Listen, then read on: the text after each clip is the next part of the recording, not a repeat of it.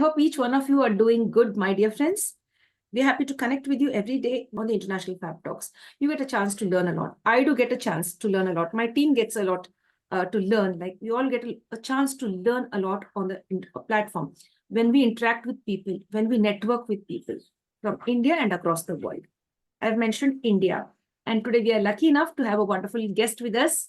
He's connected with wealth creation. He's been an investment advisor as well. He's connected with wealth, financial advice, you could say, or teach us financial maturity, if I could put that right. Join us, friends, to have a wonderful session with our celebrity guest. He is none other than Ravi Padmanabhan. He's joining us all the way from the lovely city, Chennai, Tamil Nadu, India. Most of us keep suffering in our lives because of our indecision to take the right kind of action at the right time. So we don't take the right kind of action at the right time. We don't know what to decide. The best thing is how we should connect with our wealth, how we should be able to manage our finances, if I could put all of that right. So today it is all about financial management, my dear friends. We'll get to know more about it from our celebrity guest. He is none other than Mr. Ravi Padmanabhan. Join us to welcome our celebrity guest and have a wonderful time.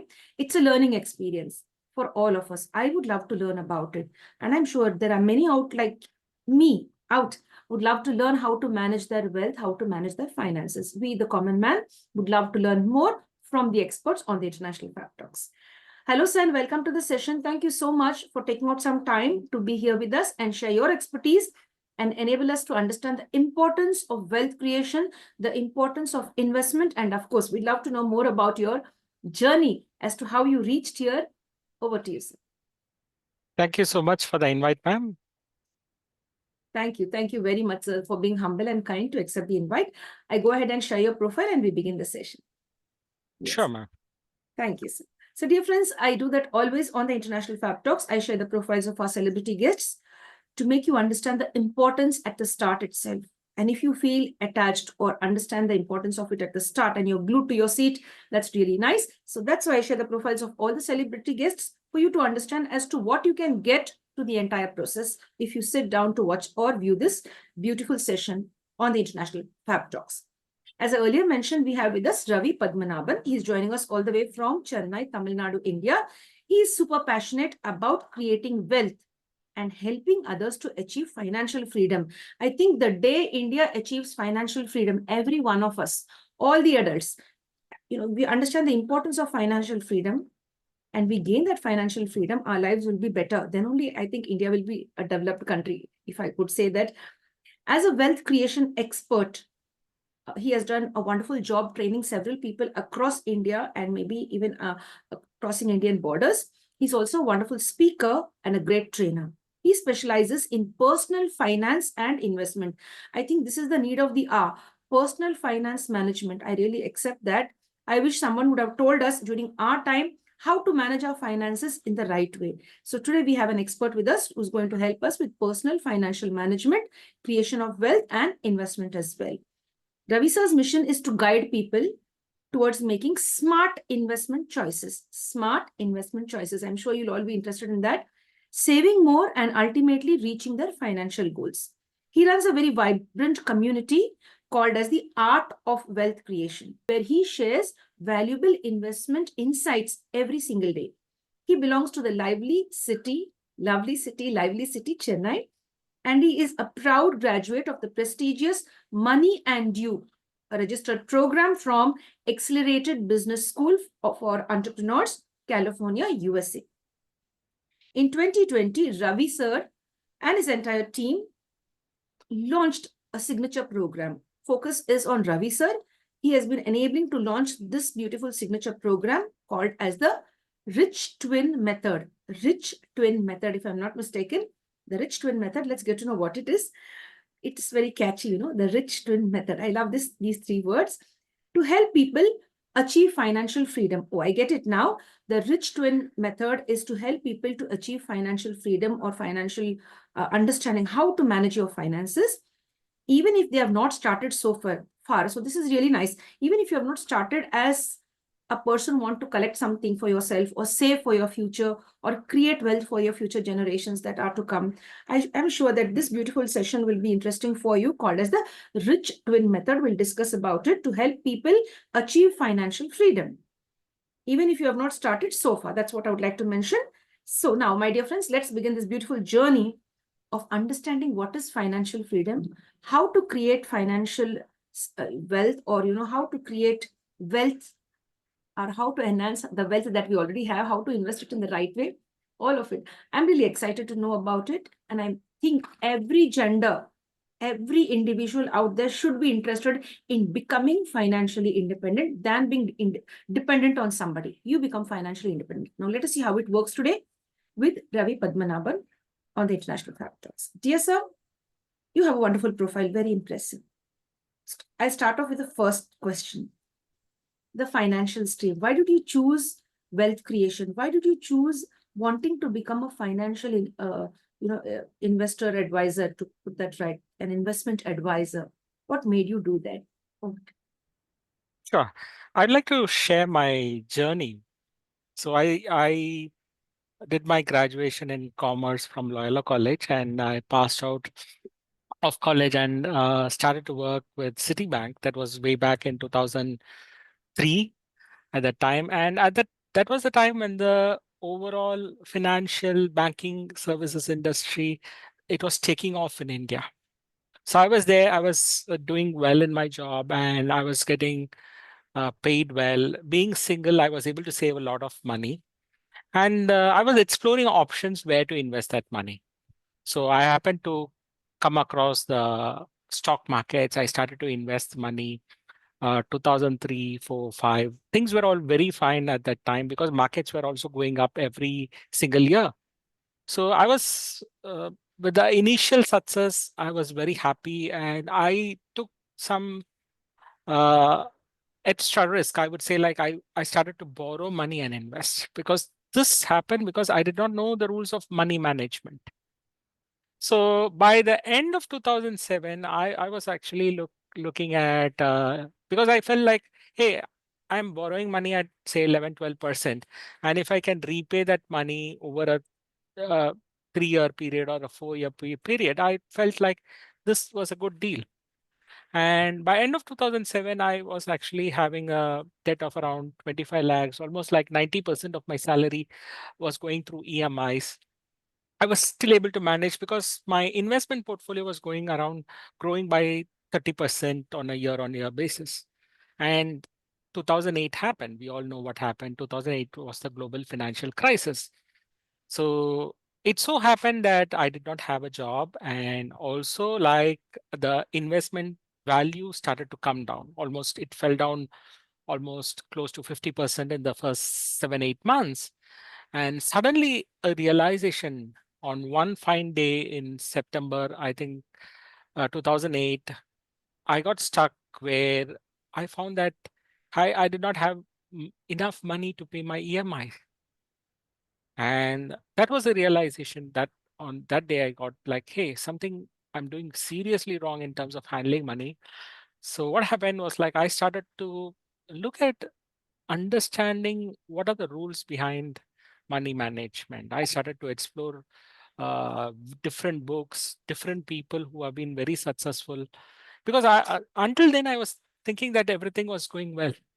But only when that particular realization struck me, I felt that I needed to do my homework. For over the next 2 years, I did invest a lot in terms of understanding about the principles of money management, start to read a lot about different books on how to look at managing money, investing.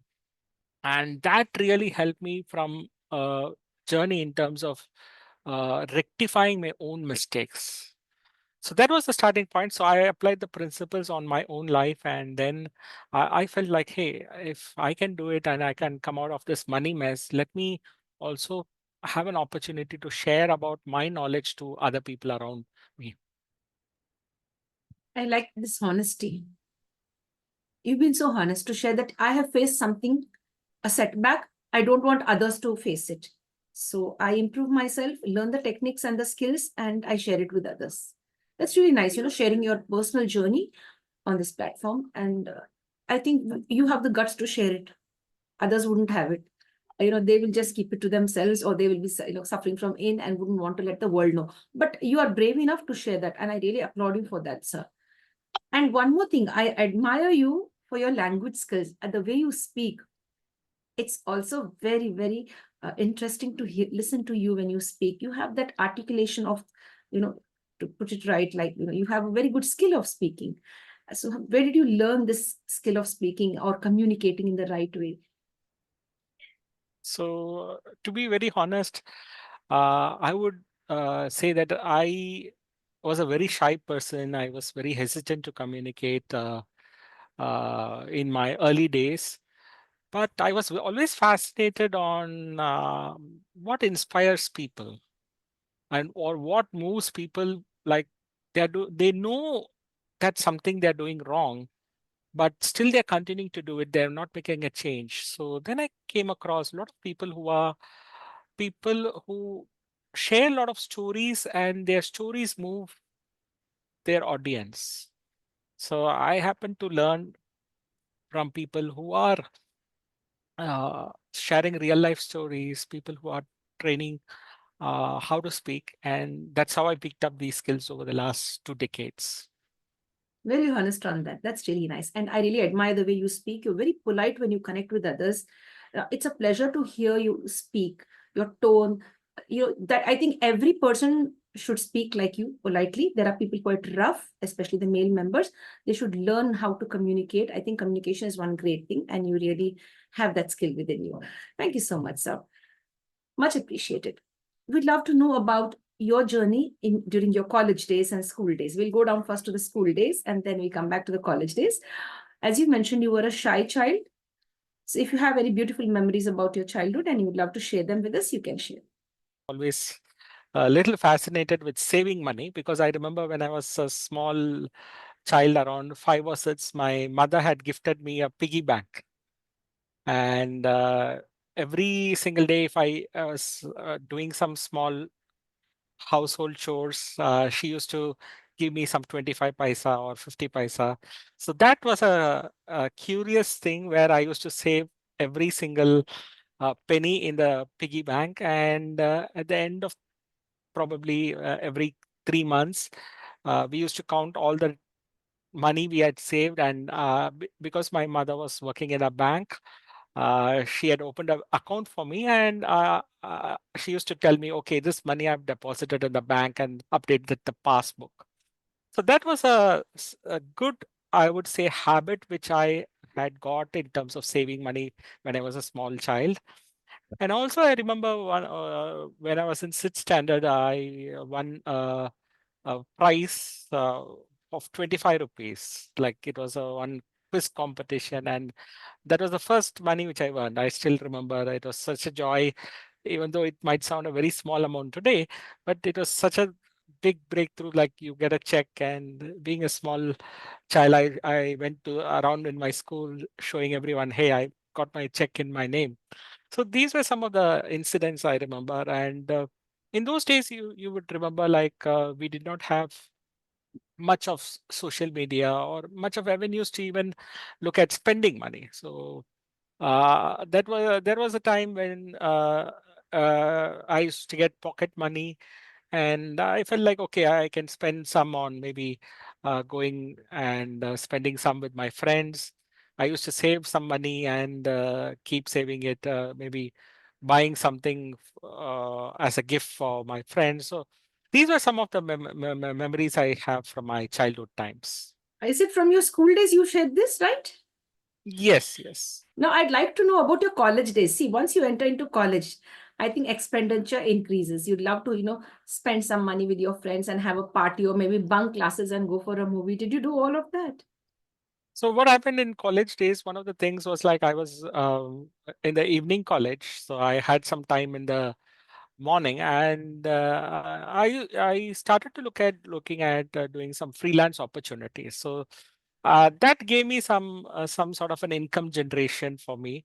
So that really also helped me. But I would say, like I was a little cautious in spending over, because I used to see like how some friends used to spend a lot, but I was being brought up in a little conservative way. I was a little bit cautious in terms of spending my money. That's what I would remember.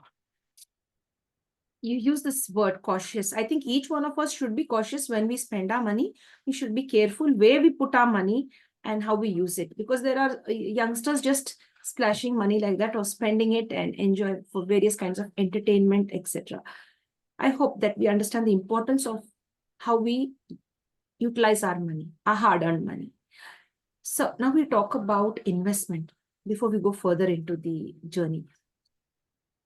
Can a commoner like me, or a normal middle class person, or a lower middle class person, if I could just put that to all are included in this, can we also enter into the field of investing whatever little we've earned, we'll put aside for investment. We'll talk about investment. Over to you. I don't know anything. That's why I'm like, stuck for words. I leave it up to you how you're going to share this for us. Sure, ma'am. So what happens is like I'll just like to share what happened in our earlier generation, because that will Mhm. be very easy for us to relate. Like uh, in the times I grew up, my parents were working, and I had seen my parents, my mother started to work in a bank, and she retired in the same bank after 35 years of service. So what happened? The earlier generation, they used to start in a good job, and it if they found a good job, they probably continued till the rest of their life with the same job. And most likely, they had a very conservative lifestyle, or they used to save money, maybe save for their children, save for building a home. And by the time they were 60, they also had a good job, which also uh, many a times had a part which, like after the retirement, they used to get something like a pension. So that was a life where you had a job security and also a pension or a monthly income which takes care of you post retirement. But today, what has happened? The scenario is that this job security itself is lost, because today we are in working in careers or industries where there's a lot of disruption. So after 10 years, I've seen a lot of middle class people, they get into good careers, but they're not able to have that career growth, or they find themselves like in a midlife crisis. They might lose a job, or someone they might find that new technology has come in, or their industries are getting disrupted, and suddenly they are in mid 30s or 40s. They are no longer able to earn that money which they used to earn some time back. So this is one challenge, that jobs are not forever. Like you need to constantly get updated. And the second thing today is like inflation is something which is rising a lot. And today you find that healthcare is very expensive. And also you're finding that education is very expensive. Like if you want to make sure that your children are studying in good schools or colleges, you really need to save a decent amount of money. And what happens is, like, say, if a person decides to retire at 55 and he has a spouse who's 50 years, and let's take their lifespan as like this person is retiring at 55 and he lives till age of, let's take 85. So what it means is that you need money for the next 30 years of your life. You start to work at 25, and by the time you're 55, you should have enough money that you and your spouse are living a life without compromising for another 30-35 years. So that is something which many people have. I'm realizing that they have not yet realized what is in store for them, especially with the rising inflation and also the uncertainty in terms of the careers which we are facing currently. Yes, sir. Thank you for sharing that. Now, how do we deal with this situation? How do we invest? Where do we invest? How much do we invest? Okay, so for the first thing is like understanding that, realizing that, hey, you are in a limited space where you are looking at earning money. In your life, there is only one phase where you can earn money. So you should look at using that phase to make sure that you're also saving that money, because your expenses are going to be for the the entire part of your living. Right from the moment you are born till the last, even after your death, your expenses are going to be there. Your expenses aren't going to have retirement. So what you need to do is like make sure that savings is the habit which you create. Because today I find that a lot of people, uh, they are living in a culture where you're having a maybe a credit card, or you're having a system where you just blindly spend money without even realizing how much are you able to save per month. And today, we are also in a situation where, with a lot of digital payments coming in, like you're using UPI or something like a Phone Pay or a Google Pay, what happens is like you really aren't sure that how much money you're spending in a day. That wasn't the case, say, 30 years back, because I used to remember like when I used to go to a bank and withdraw in an ATM, I knew how much money I was withdrawing. Maybe I withdrew 1,000 rupees.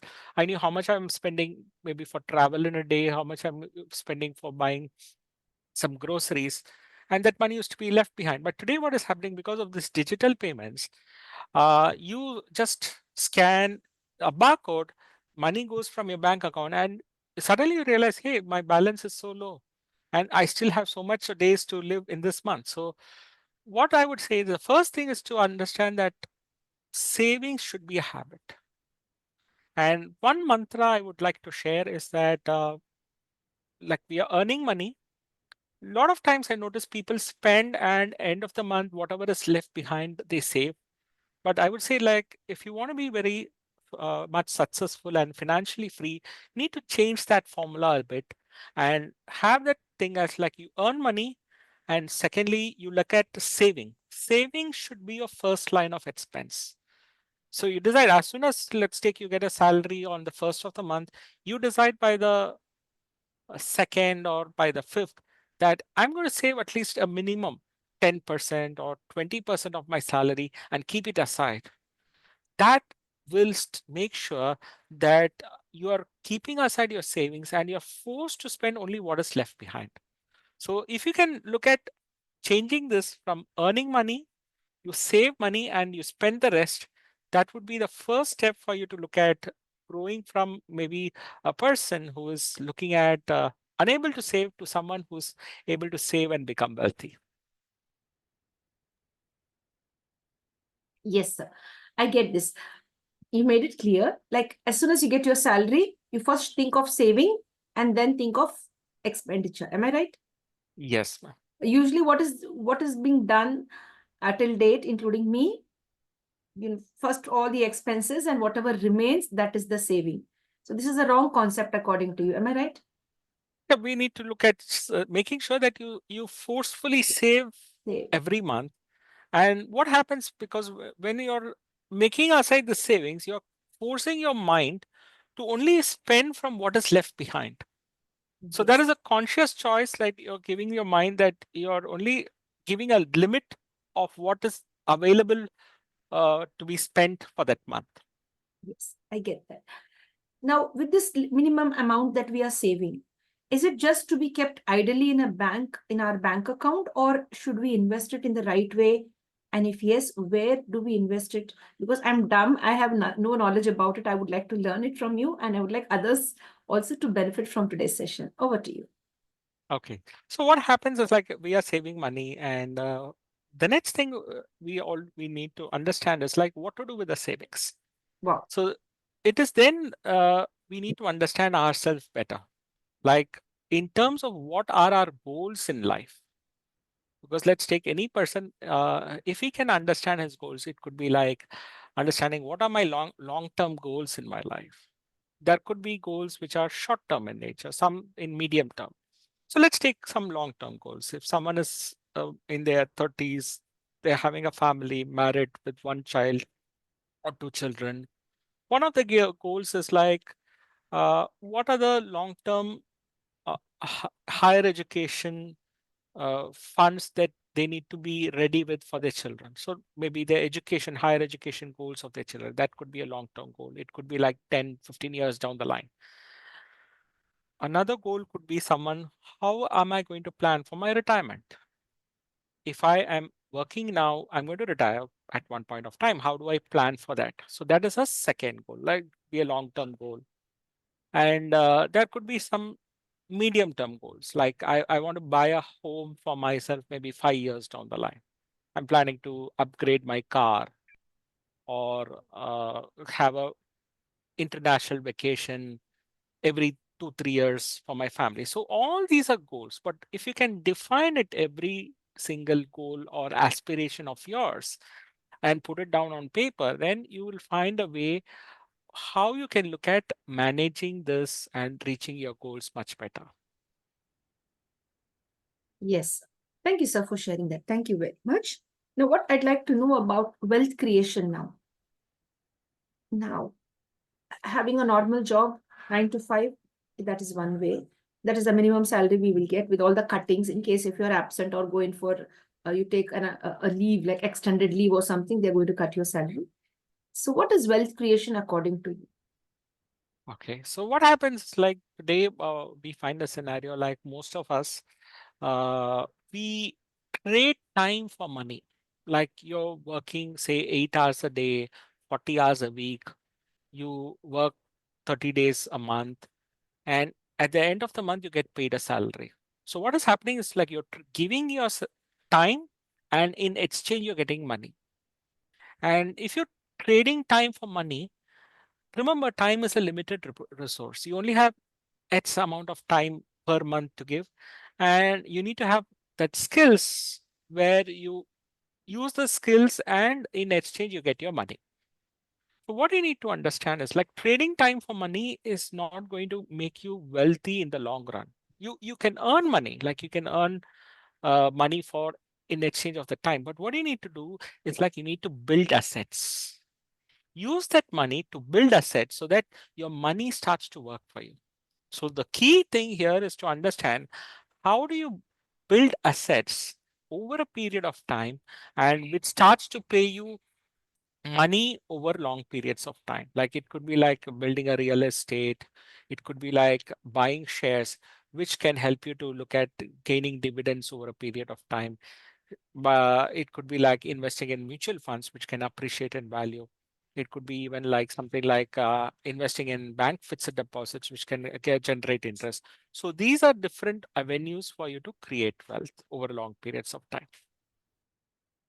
Yes, sir. Could you tell us something about the rich twin method? What is this all about? Okay. So if you look at the rich twin method, this was one program which I had developed in 2020. So I was finding that in 2020, what happened was like we all know that COVID had stuck, and a lot of people were at home. I used to get a lot of calls from my friends, and a lot of my friends, or I would say my ex colleagues, they were all finding situations, they were losing their jobs or they were taking a lot of pay cuts. They were asking me how can I manage my money? Can you tell me how, what should I do? And I recollected most of them they were finding in a very similar situation to what I faced in 2008. So what happened was like I decided to do a online session for them, because doing physical sessions in COVID was very challenging. So we did this online sessions, and what we did was like we helped more than 15,000 individuals to look at understanding about managing money. And the name Rich Twin Method uh, was coined because what I felt was like everyone has two identities within themselves. One probably is something which they were grown up with because of what conditioning about money they get from people around them. Like it could be the society, it could be their parents, it could be like authority figures where they tell us something about money and they learn. And it could also be from their own bad experiences or negative experiences with money. And inside of them, they also are able to understand there is another identity, which is a higher identity, which if they can understand certain principles, which uh, a person who's wealthy is able to follow in his life, and if they can adapt those methods in their life, this person can also move from a poor mindset to someone who's having a rich mindset. And that's how we coined the word the rich twin method workshop. Excellent, excellent, sir. Thank you for sharing that. Now we'll talk about a family situation, a very most of the families, a normal family situation, or in most families, let's be honest, most families, one parent is a spendthrift, another parent is the person saving and collecting.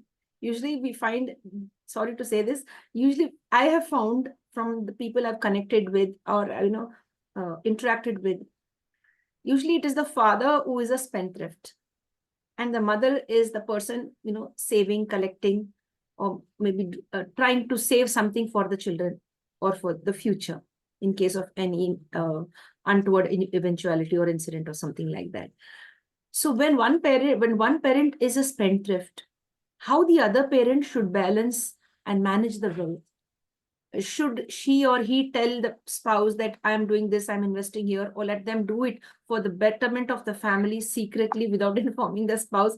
Once that accumulates or collects, then he or she can inform them and they all could enjoy the benefits of the wealth. So I would always say that if both husband and wife both are aligned towards money, they can accelerate faster towards wealth creation. So that alignment is very important. Yes,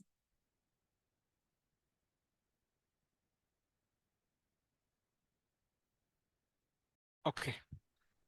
over to you. Yeah. So if husband and wife both are aligned towards money, then the family reaches the prosperity much, much faster. They can accelerate this journey towards financial freedom. So, what each one needs to do is to understand and respects each other's money identity, what they have. So, what I would say is like the best thing is to discuss the family and probably like understand what are their non-negotiable goals in terms of money. Like there are certain things which I should be very, very much do not compromise on these goals. It could be like maybe saving money for children's education, or it could be like your retirement goal. So these are non-negotiable goals. Like probably like when your child is 18, he or she is going to college. So you need to have enough money. When you're retiring, you are going to retire after a certain age. So you need to make sure that the funds are available, that you get a monthly income post that. So understand what are your non-negotiable goals, and also make sure that the other person or the spouse is able to have an idea where this money is invested and they are not left in the dark, because God forbid something happens to the person who's handling money, the other person should be able to continue what is left behind and make sure that the family's financial goals are being met. Very, very fine. So you've shared that very well. You've accurately shared that, that's really good. Money is energy, and we have to be very careful when we give or take it or invest it in, in different places. But I've heard all this also, Mr. Ravi. Don't put all your eggs in one basket. Oh, how would you like to decode this for all of us? That's a wonderful saying, like, don't put all your eggs in one basket. It means like you need to look at diversifying your investments, something called as asset allocation, what we discussed. Because earlier generation, I used to find like a lot of people, uh, like especially someone who has looked at in 1990s, there was this famous Harshad Mehta scam. Like a lot of Mhm. first time investors, they burned their money in the stock market, and what happened was like rest of their lives, they never ever ventured into the stock market. They were very tight with their money. They just invested in the plain fixed deposits after that because of just one bad experience with losing money. And what we are finding today is like today we are also finding like some people, or maybe some of our parents, they put all their money into real estate. They never looked at diversifying beyond real estate. For them, real estate, like buying a home or maybe buying a rental property, was all that they knew. But what you need to do is like you need to make sure that you are diversifying your money, you are investing in different assets so that each asset has their own cycles. Like you can keep some money in gold, you can see keep some money into equities or mutual funds, you need to have some money invested in fixed income, which is like FDs or bonds. So what happens is like when something is coming down, you need to understand where do you look at investing so that that generates a better return over periods of time. So this asset allocation is a wonderful formula, and one needs to understand how do I understand asset allocation and take it forward for rest of their life. Yes, sir. Thank you, Mr. Ravi, for sharing that. Now, many of them would want to connect with you with regard to this, how to allocate their funds, or, as you just mentioned, you could either buy gold or invest it in XYZ areas. So if they would like to connect with you and get to know exactly how to do it, uh, I'm sure the younger generation may be fast with it, but I think the middle-aged or maybe somebody in their 30s, 40s and 50s, maybe they would like to invest it now. Is it possible to do that now and connect with you, get your expert advice, and then invest? Is that something? Am I right in asking this question? Sure. So what we do is like I always found that uh, if people are getting educated on financial literacy, that helps them a lot to take better decisions. So we have a community where we give a lot of interesting insights about managing money every single day. So this community is called an Art of Wealth Creation. It's in WhatsApp. So it's a free community. So anyone who's interested to manage money better, they can join this community. One can visit my website, ravipadmanabhan.com. They can connect to me on LinkedIn. So we can get added to them in the community also, and that can really help them to understand about managing money. And in case someone looks at they want to look at plan their overall finances, we could also help them in that way too. Or one-to-one coaching also you're able to provide, right?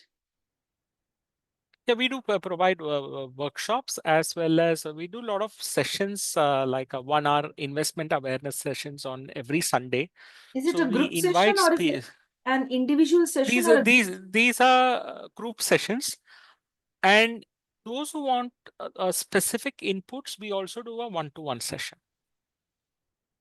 Okay, that's really great. Could you just, more elaborate on these sessions that you conduct like once a week as to what it is and what are the So timings? once a week we have Sunday morning at 11 a.m., 11 to 12, because a lot of people are free on Sundays. We do this investor awareness programs or master classes. So we invite experts from the industry, and we give a lot of sessions on okay, how do I plan for my child's education or child's education goals? How can I plan for my retirement? We also do a lot of sessions for women investors, also other sessions like on a specific goal, like how can I recover my home loan interest when I avail a home loan.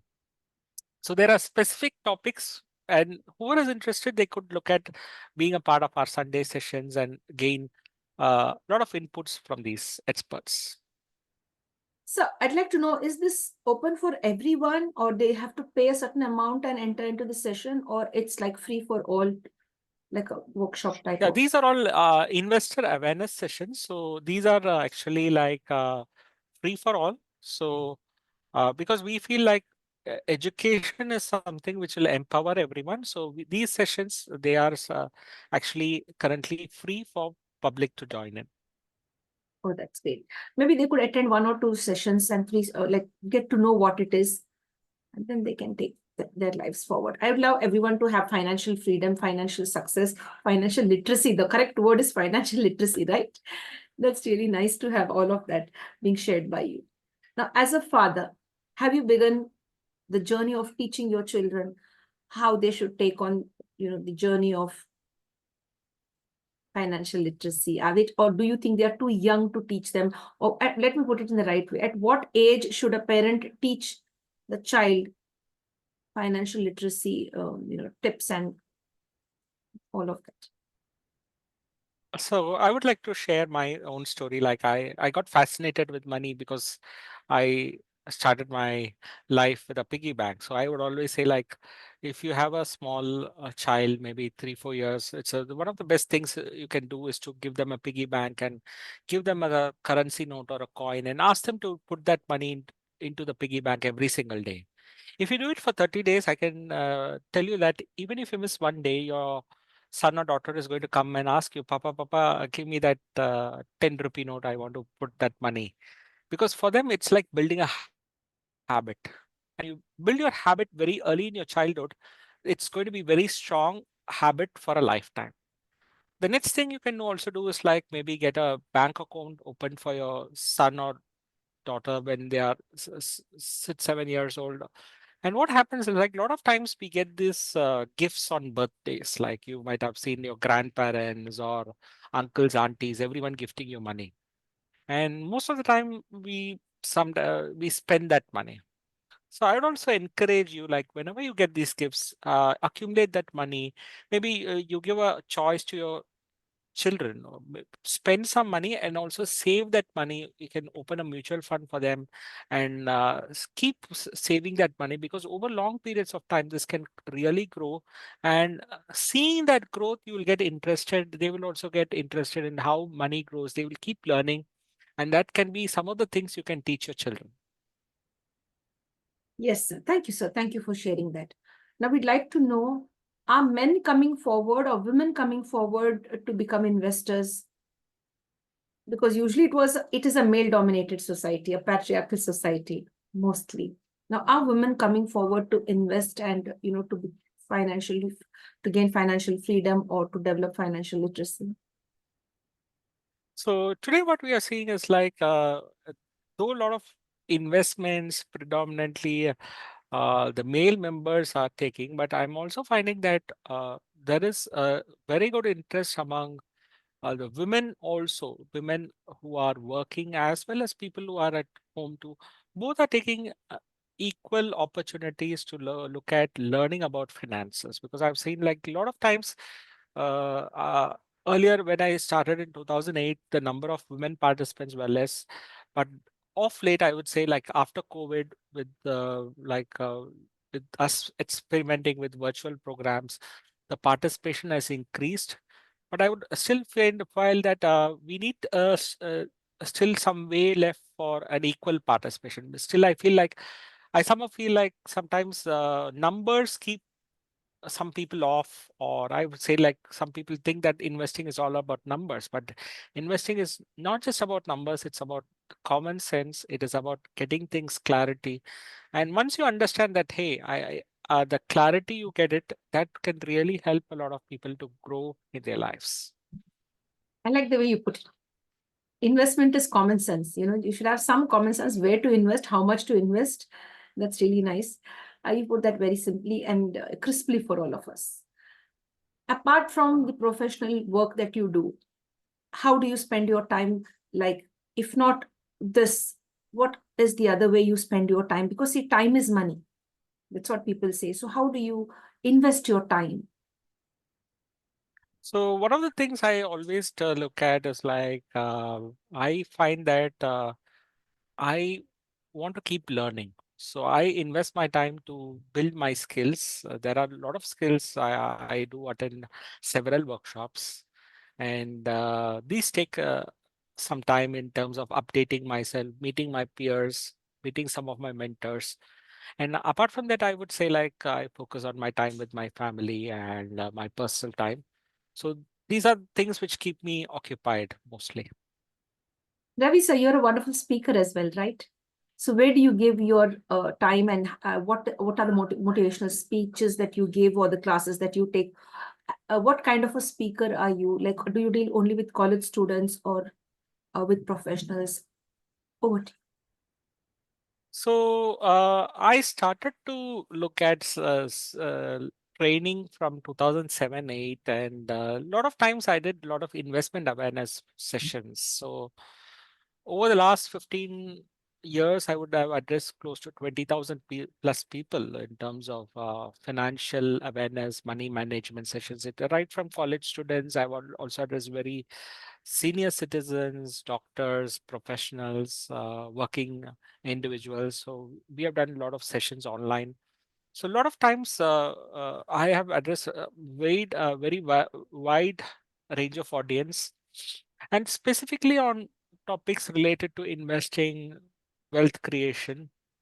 So I would say like with the interactions and from the questions, that helps me to understand each one's expectations. So uh, initially it was little challenging to understand on specific requirements, but over a period of time, I found it very fun, and I also find it. I look forward to such sessions mostly. That's great, sir. So, have you ever held a session completely for women? Only women there, making them understand the importance of financial literacy, making them understand the importance of investment, the housewives, the professionals, all together. I wish you do that, because there'll be several people who will come out. They will all want to have a secure future. They will want things to be right for them with regard to the financial aspects. So have you all done that, or do you plan to do that in future? Yes, we do have specific sessions once in every 3 months for women. Uh, the topic is like financial literacy for women. That is the topic of the program, and we have done it in the past, and we have got very good responses because when women participate, they have a different set of questions about handling money, because by nature, women tend to be savers with money. They tend to save money. They are a bit more longer term investors, and uh, also we have seen that women tend to be more successful in investing because by nature they are willing to stay invested for longer periods of time. That's So, really nice. Yes. You'd like to add something more? so I would say like things are on already, like we have been doing it, and I would also encourage, like if your audience who's a male in the family, I would also encourage you to look at maybe getting your spouse or daughter get started in terms of investing, because that can really help them to understand about finances, and managing their money on their own gives them that empowerment and the satisfaction of seeing them self-sufficient. Yes. Thank you for sharing that. One very simple question. What is the minimum investment one could go forward and invest? The minimum. So this is a very interesting question. I would like to share one incident. Long back when I was doing one of these training sessions, I met a gentleman in his 50s, and his regret was that he had a small store, like a stationery shop with a printing everything, and he regretted that in his life he has never ever saved more than 1,000 rupees. Like his bank passbook did not even cross 1,000 for 30 years. And I just told him that you're earning money every day in your shop. Like, just make it a point that every day from whatever is your earnings, save some money. Like, even if it is 10 rupees, you just save it. And I just told this thing in that training. And after 2 months, I get a call like this gentleman called, and he told that for the first time in his life, he was able to save 10,000 rupees for someone who's not even able to save 1,000 rupees for 30 years. So I would always say that when you make a start, uh, it doesn't matter how much, the habit is more important, Oh, because savings is a habit. It doesn't matter that you need to save 500 or 1,000. What you do is, like, even if you are a person who's running maybe a business which you get daily income, try to save something from that. Maybe you decide, okay, I'm saving minimum 100 rupees. Even a vegetable vendor today, they are selling vegetables. It is possible for them to save 100 rupees a day. And if you can do it for 30 days, you're going to save 3,000 rupees. But when you say 3,000, it might sound a big amount, but when you chunk it down, it is going to be easy. So whatever you're deciding to do, I would say, like, chunk it down, make sure that you're comfortable with that number. And if you're already saving, say 10%, see if you can set a goal to increase this to 15%. So when you set a goal and you have that intention in mind, things do turn out to be true in life. Okay, that was my message to those who want to save up money. yes. Now you mentioned about savings. It could be minimum 10 rupees. It could be a 1 rupee coin. It could be a 10 rupee note. It could just be the minimum. But saving should become a habit, right? That I've understood. Now, once this amount is saved towards the end of the month, a certain amount is accumulated. Now, what next? Should they keep it like that or invest it somewhere? That's the big question. Okay, so what is going to happen is like if you're keeping your money idle, it's not going to earn you anything. So you put that money into a bank account, it's going to earn a savings account interest is going to be at 3.5%.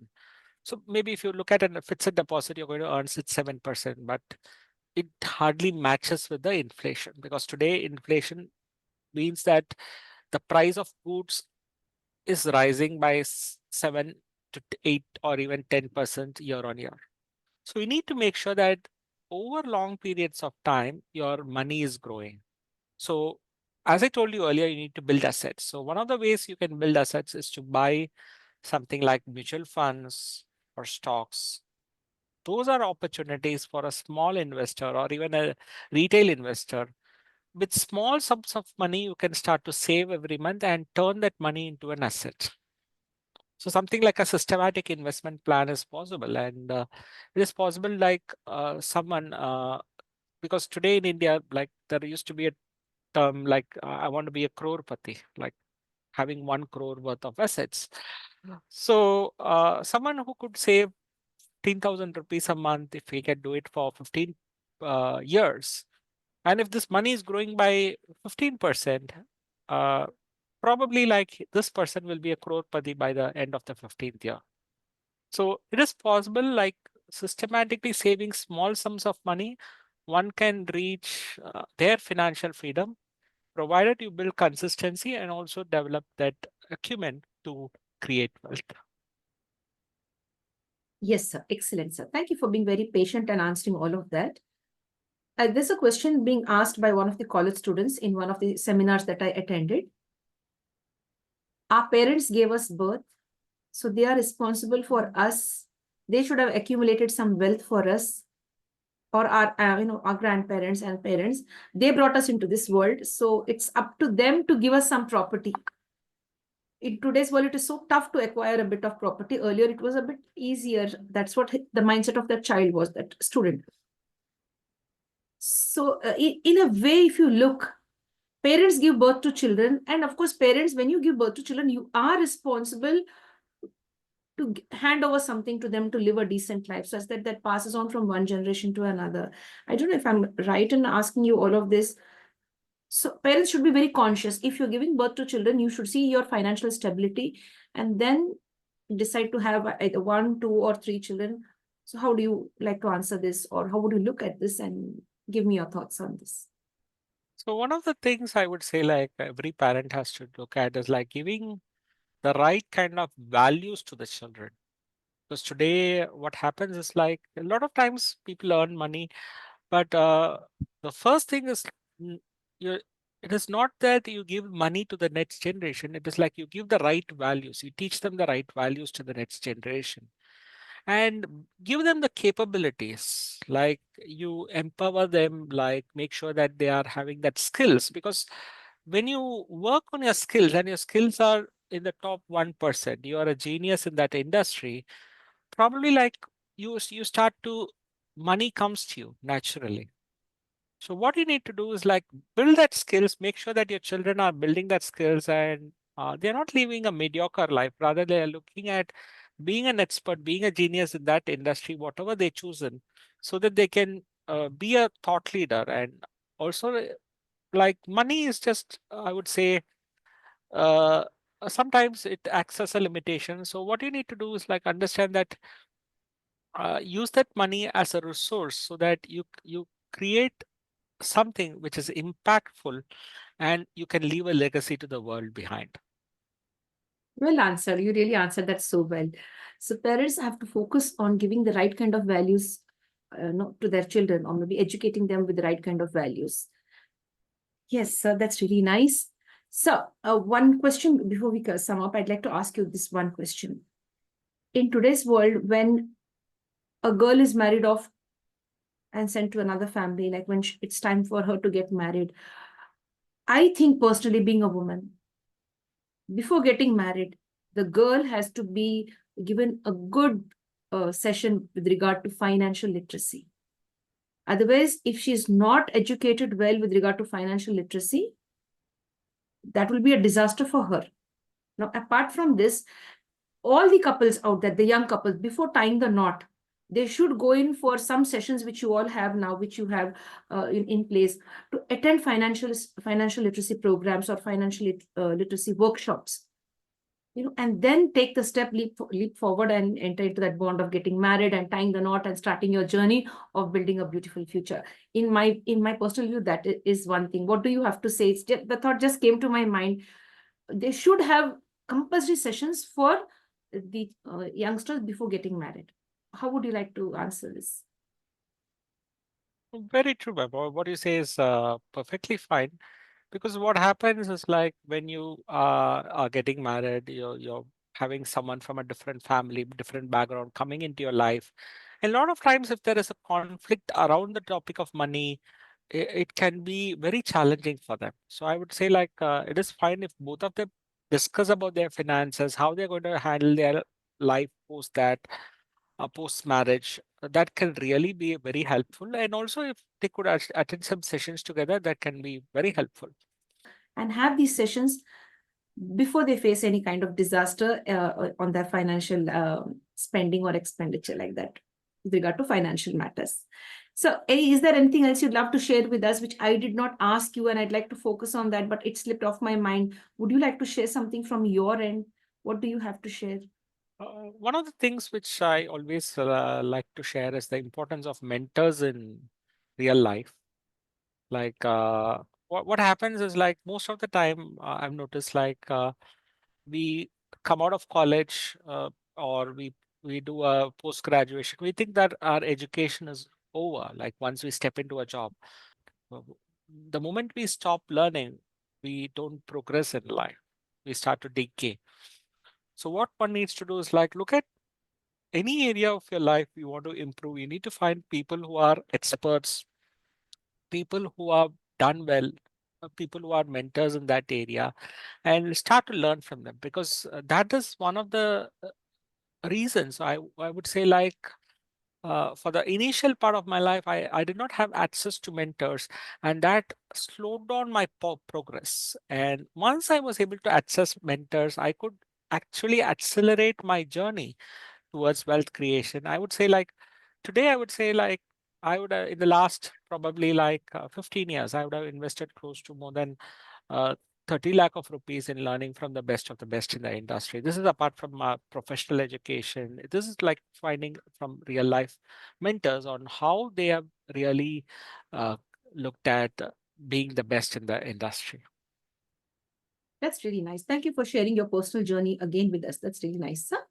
I've even seen a session of yours on NDTV. If you'd like to share that with us, what did you share over there, and what was, the outcome of that sharing? So actually, I was one of the guest speakers with NDTV. I did almost 40 shows for them with NDTV Hindu. It was like Wow. almost for close to a year. This was a live Q&A session on investing. Like people used to call the host and ask some queries on maybe a particular stock, and I used to give them a view on um, what are the prospects of an investment over the period of time. So this was very, very long back, probably in early 2009, 10. Thank you, sir, for sharing all of that. Thank you very much. Now, the big question here is, how do people connect with you? The people who would like to enhance their knowledge with regard to financial literacy, wealth creation, and investment advice, they need it in the right way from the right kind of experts. If they would love to connect with you after viewing this session, how would they connect with you? Over to you. So if someone would like to connect, you can always visit ravipadmanabhan.com. That is my website, ravipadmanabhan.com. That is something you can connect. And in case you would like to join our WhatsApp community, you can just message 98414 38486. I repeat, 98414 38486 on WhatsApp. So, and just say hi, and we'll get added you to our community. Wow, that's really nice. Thank you so much for sharing that, sir. And my dear friends, we'll share sir's details when in the description. When we share this video, we'll put up in the description all the details as to how you can connect with our celebrity guest. He's none other than Mr. Ravi Padmanabhan. focusing on wealth creation, focusing on investment, and focusing on financial literacy for one and all. So I'd love all of you to be financially independent, financially successful, including me and everyone around us. We wish good for others and the good returns to us as well, right? Thank you so much, sir, for being a part of our journey. We look forward to many more sessions with you to educate us and to make us, make us take the right decision with regard to the finances that are concerned in our lives, like how to be a good investor, how to be a good wealth creator. Thank you very much. Stay connected and stay blessed. Thank you, sir. Thank you so much, ma'am. Thank you for the opportunity. Most welcome, sir. Thank you so much. In fact, we have to thank you because you've given us a lot of knowledge. You've shared your wisdom and your experiences here. Thank you so much. Thank you. Welcome, sir. So dear friends, with this, we come to an end now to the International Fab Talks for today. Please do share this video with the right kind of people. My dear friends, if you are financially successful or if you are financially independent, people will begin to respect you. So learn to save according to how our guest has shared it today with us. Save first, as soon as you receive your salary, save some amount, and then you can spend. And with regard to the saved amount, invest it in the right way. If you want to know how to invest on all of that, you can get connected with our celebrity guest. He's none other than Ravi Padmanabhan. Above all, stay safe, stay connected, focus on your mental health, focus on your financial stability as well. Build yourself and build others around you as well. Thank you so much.